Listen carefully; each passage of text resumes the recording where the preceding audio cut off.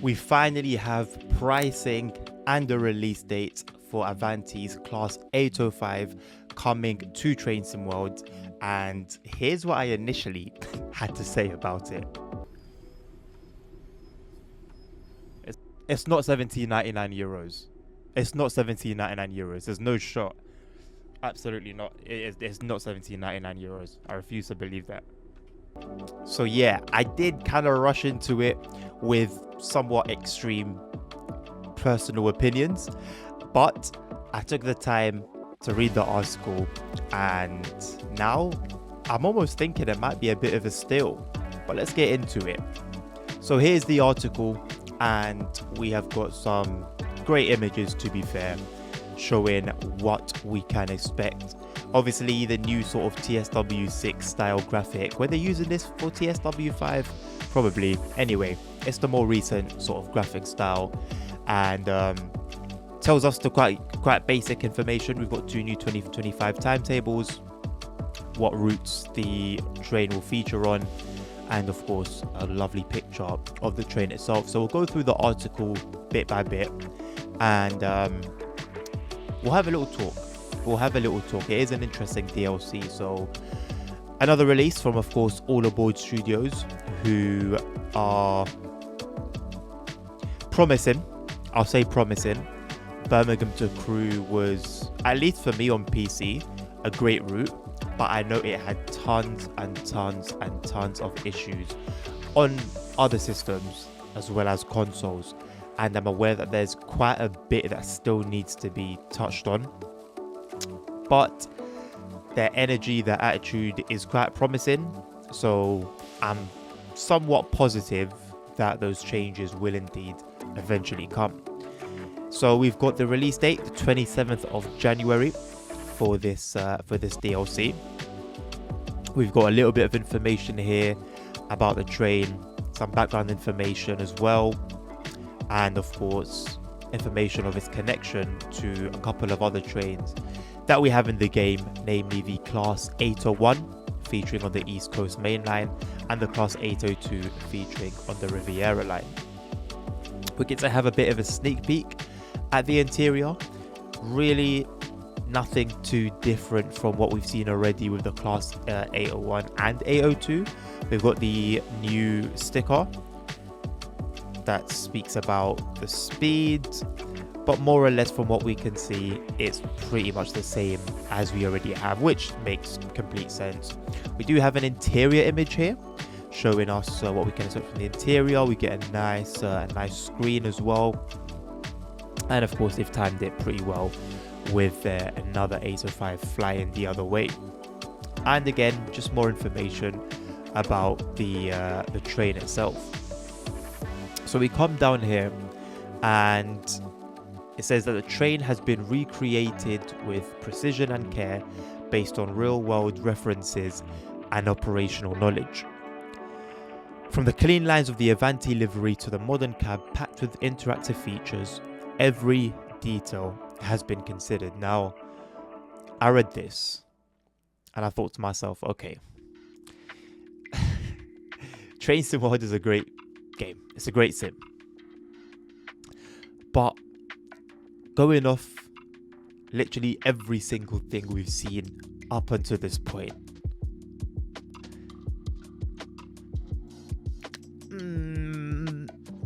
we'll see about that.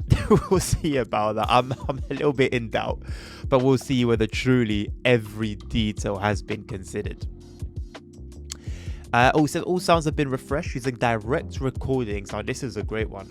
Direct recordings from the Hitachi 8300 fleet, provided by the excellent Sam TSM, delivering a rich and immersive audio experience that brings the train to life. Now, we've had trains in the past, many actually, that have used real life recording. The issue with the game tends to be when it comes to sound issues, it's more so the mixing of the sound. So you can have the entire sound set of a train. However, if now it's not mixed well in the train's development, so that you have the real sounds, but they also sound real and sound right as well, then you might as well have just used some generic sounds copied from another train. It really is that deep. So hopefully it is good that we do have recordings, but that's only half of the challenge, and so it remains to be seen in the preview stream that will be released later today, and if this comes out when it should do, and of course when we get our hands on it as ambassadors for you to see, and then finally when you guys get your hands on it also. So we get some specific features with more regards to train faults and passenger announcements and updated internal PIS displays, so standard things for TSW6 really, and a bit more information of the timetables now. Gameplay for the Class 805 add-ons adds 2 new 2025 era timetables, one for each modern stretch of the West Coast Mainline, and of course those routes being the West Coast Mainline South, London to Milton Keynes, and the Birmingham to Crewe route. So for the West Coast Mainline South, beautiful image here with the 1972 stock in the background, we get over 2,000 total services, with more than 1,000 of those drivable. Now amongst those 1,000 drivable services, there are 27 805 services which run from early morning throughout to late at night. Now 27 amongst 1,000 isn't a crazy number, but I believe these are according to real life diagrams, and do remember that these 1,000 drivable include the 1972 stock, include the Class 710 Overground, of course the 390 Pendolino, the 350. So there's so much going on. I don't actually mind personally there being only 27, as long as that's according to the real working timetable. That's always been my issue. I actually don't even want services to be inflated for the sake of value for money, if that makes sense. Like ultimately, I'm playing a sim, and I would like, because I'm playing a sim, I'm chasing realism. Therefore, I would like my experience to be as realistic as possible. So if there's only 27 services in a 24-hour period, so be it. Honestly, I'm completely fine with that personally. Then you get a bit more information about everything else that comes, basically what I just touched on. You will also find a tutorial talking through every system. I really hope so, because the tutorials by default are very, very, very lackluster in the game. Very lackluster. They don't actually teach you how to... I mean, yes, you get to learn how to turn on the train and get it moving, but there's so much more to driving a train than just that. So I really, truly hope that we do get, as it says, a full tutorial to walk us through every system. We get 5 stunning and engaging scenarios, quote unquote, created by Simtrack Studios. Now, I was actually quite surprised, first of all, but then also quite pleased. Simtrack Studios produced the Regional Railways DLC, I believe, for Birmingham Cross City, way back in TSW 4 or 3. And I was thoroughly impressed. I thought the scenarios were great.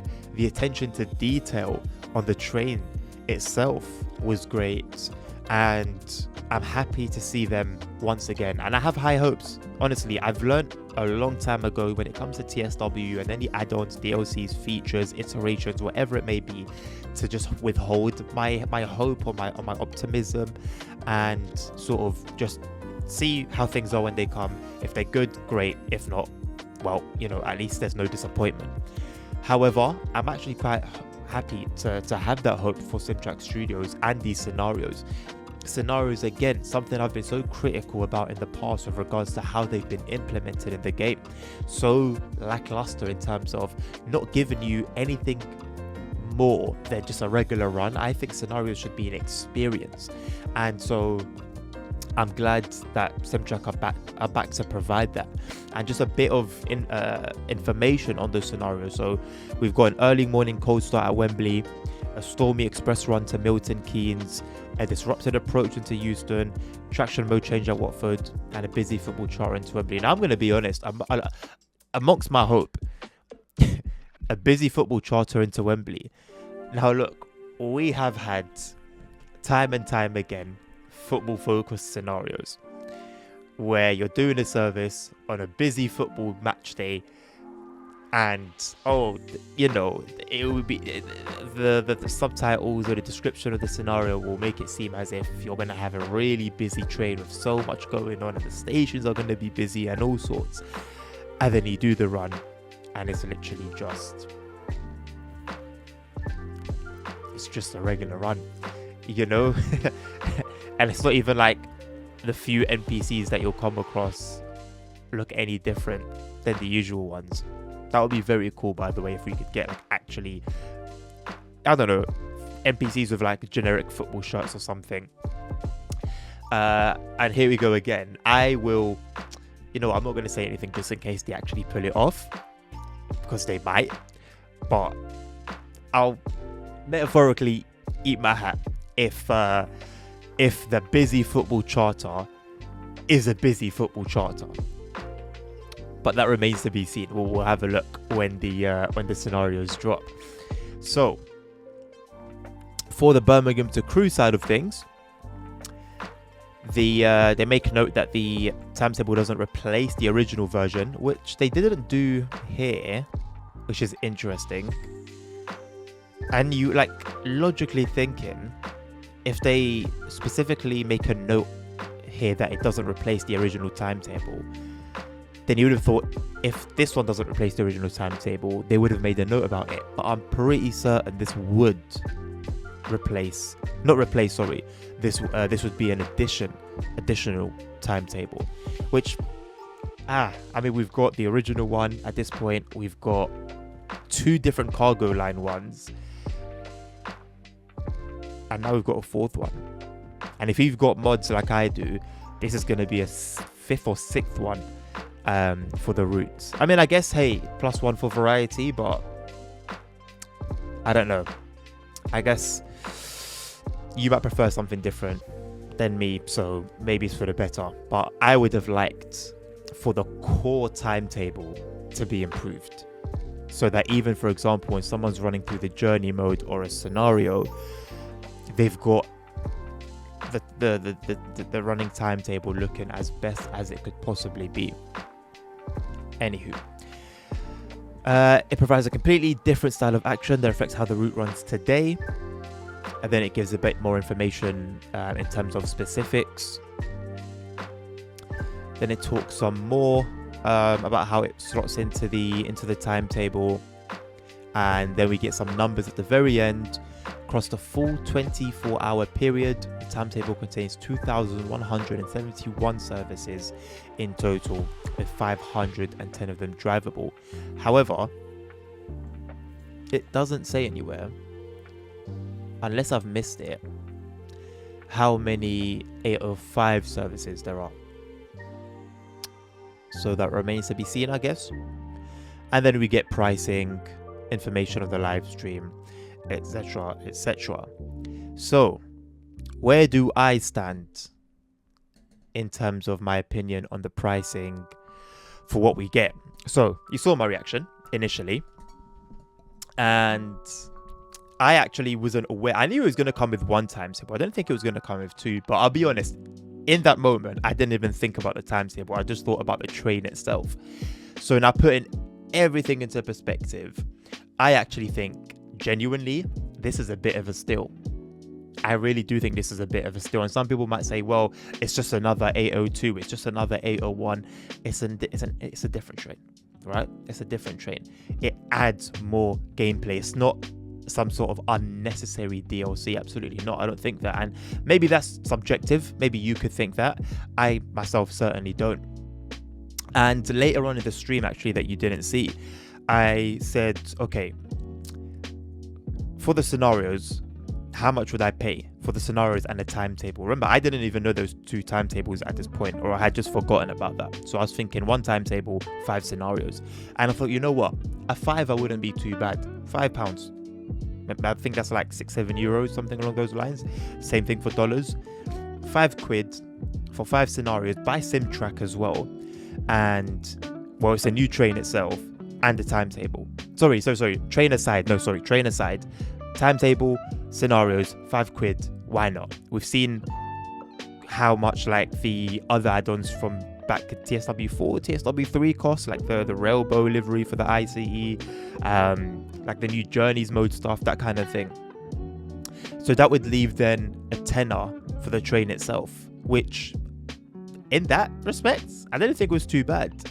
However, now that I'm certain that we're getting 2 timetables plus the 5 scenarios plus the new train for £15 full price, which means realistically in a sale you're probably looking at closer to or even under a tenner. If it's a good sale, I don't think that's bad at all. I honestly don't think that's bad at all. So intrigued to see what the preview live stream will bring us. Curious to see what driving the train itself will be like. I will get my hands on that hopefully this week and get content out for you guys Monday, hopefully, before the train releases on Tuesday. And I'll also be hosting a live stream showcasing the train, and you are more than welcome to come and explore the train for yourself through me, through the stream, and make a subjective personal judgment on whether you think the loco is, I can't call it a loco, can I? The EMU is worth it for you or not. So till then, hope you've enjoyed the video. Let me know what you think down below about it. Is it worth it for you? Is it not? Are you excited for it? Is it just another typical 800 class train that I can pick up whenever? Let me know. Let's have a conversation. Till next time, take care of yourselves, take care of each other, stay safe, health is wealth, and until next time, peace out.